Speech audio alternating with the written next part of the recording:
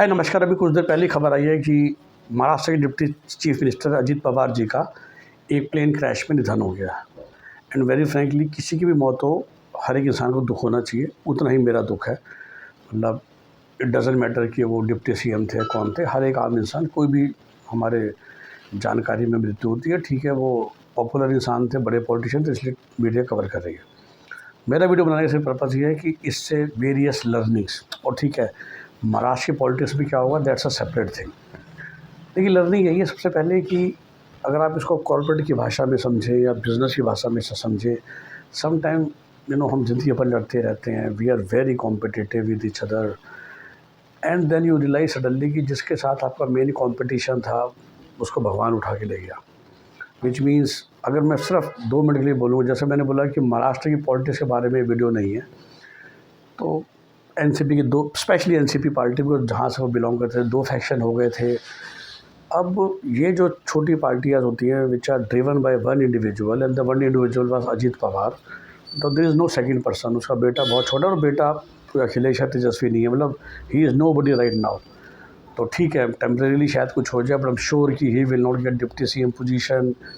मेरा ये मानना है कि शायद एनसीपी इसी बहाने दोनों फिर से मिल जाएंगी, and Sharad Pawar ji would again be the main chief mentor, and he will drive the things, and Supriya Sule being a MP is there, and then she will see कि भाई does she want to go back to Maharashtra and become deputy CM, or she want to become a minister in central government and somebody else will become deputy CM in Maharashtra। तो point मेरा था opportunity, जो शायद 4 दिन पहले हमें लग रहा था कि शरद पवार जी ख़त्म, specially after the BMC elections, the entire family of that side is more or less politically irrelevant, people from that side suddenly पता चलेगा कि सबकी बल्ले बल्ले होगी, क्योंकि एक इंसान एक्चुअली ख़त्म हो गया। और ये ना कॉर्पोरेट में बहुत होता है।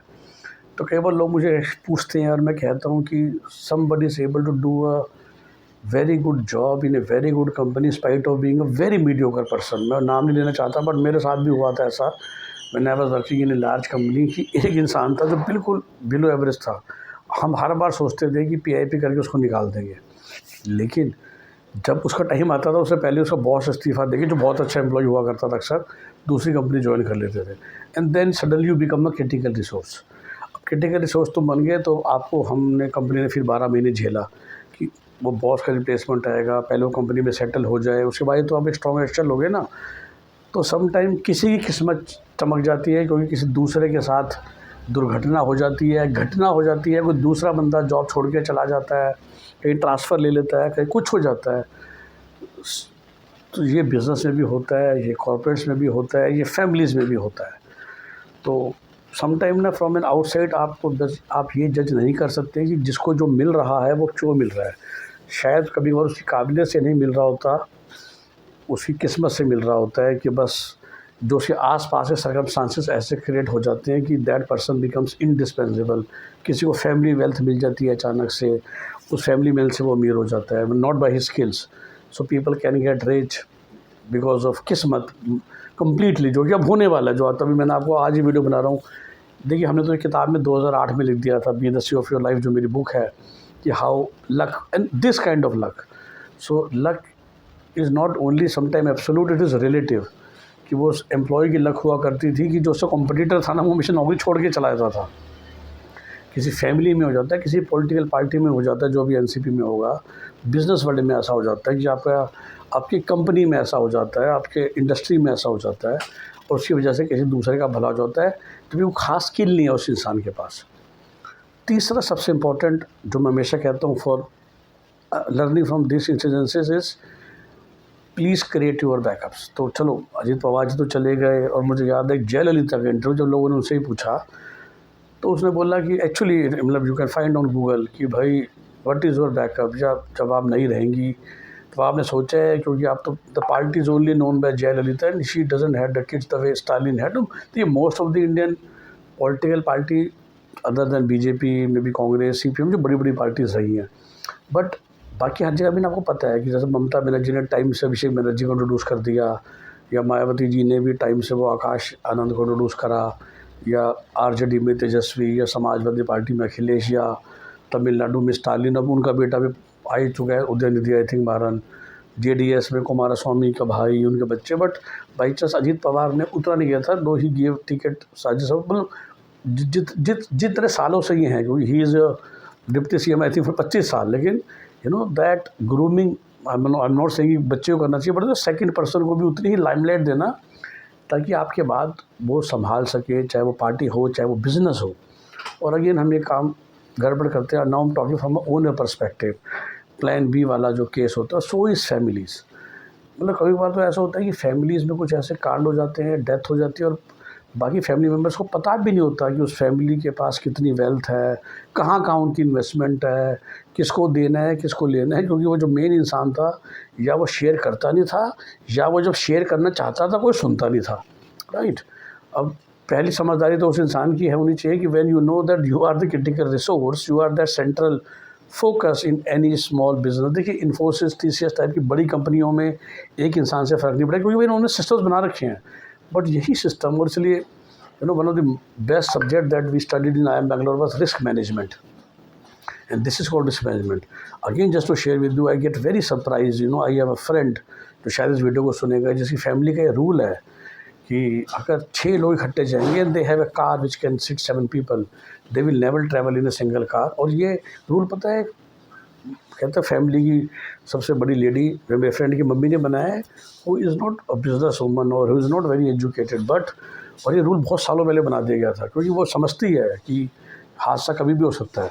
तो उनका ये रूल था कि भाई फैमिली के सारे आदमी कभी भी एक गाड़ी में जाएंगे ही नहीं। तो एक जगह अगर जाना है तो 3 गाड़ियाँ जाएंगी, generally cars are driven by drivers, ताकि भाई जो इंसान काम कर रहा है उसका डीफोकस ना हो जाए, फ़ोन वोन आते रहते हैं ना। तो उनका ये रूल था, जबकि the family is not that rich कि अगर बाहर से देखोगे कि भाई तुमने से ड्राइवर रखे हुए, every male has a driver basically, nobody drives आप ये समझो फैमिली में। जबकि I know many people, many families much richer than them, they don't have drivers.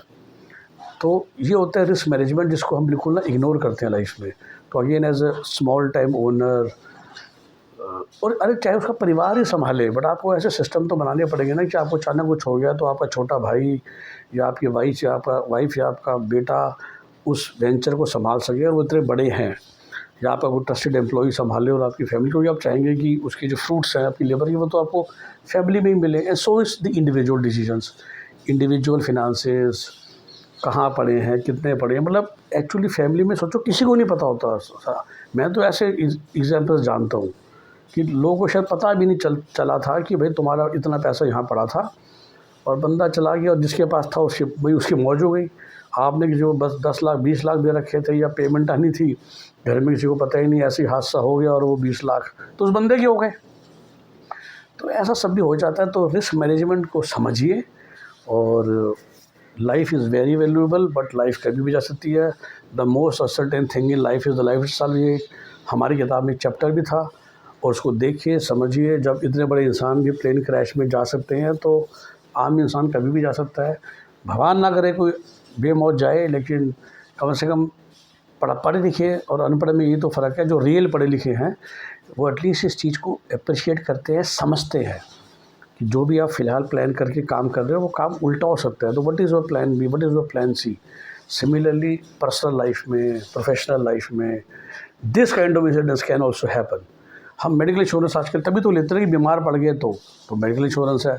लोग लाइफ इंश्योरेंस भी लेते हैं कि मुझे कुछ हो गया तो मेरे घर वालों को लाइफ इंश्योरेंस मिल जाएगा, लेकिन ये नहीं सोचते कि मुझे कुछ हो गया तो जो मेरा जो बिज़नेस है, जो मेरी वेल्थ है, जो फ़िलहाल है, कि एटलीस्ट मैंने वो अपने नियर डियर को बता रखी हैं, ताकि वो उसका इस्तेमाल तो ठीक तरीके से कर ले। तो शायद आई थिंक ये incidents with again my condolences to the Pawar family, लेकिन एक लर्निंग भी हम सब के लिए कि रिस्क मैनेजमेंट में ध्यान दीजिए। ये भी लर्निंग है फ्रॉम एन आउटसाइडर कि कोई फैमिली, कोई इंसान, कोई प्रोफेशनल कभी कभार सक्सेसफुल इसलिए हो जाता है कि जो उसका कॉम्पिटिटर था, जो उसको वो अचानक से उसके साथ कुछ हो गया जिसकी वजह से इसका फ़ायदा हो गया। तो एज ए पर्सन अगर आप किसी को हायर कर रहे हैं तो आपको इस बात का ध्यान रखना है कि उसको जो मिला है क्यों मिला है किसी इंसान, और वो इसलिए मे भी वो आप ही कंपनी में आके शायद उतना अच्छा परफॉर्म नहीं करेगा। सो मल्टीपल चीज़ें हैं जो काम कर रही होती हैं। हमेशा इस चीज़ का ध्यान रखिए, बी वेरी स्मार्ट। चाहे आप एक बिज़नेस लीडर हैं, चाहे फैमिली मेम्बर हैं, चाहे फैमिली लीडर हैं, कि ये जो अनफोर्सीन इंसिडेंट्स होते हैं उसमें कईयों की लॉटरी लग जाती है, कई तबाह हो जाते हैं। तो एज एन आउटसाइडर आपको ध्यान रखना है और फैमिली मेम्बर्स का उस हिसाब से ध्यान रखना है। तो lot of learnings from these kind of incidences कितनी आप लेते हैं वो आप पे डिपेंड करता है। नमस्कार, बाय बाय, टेक केयर।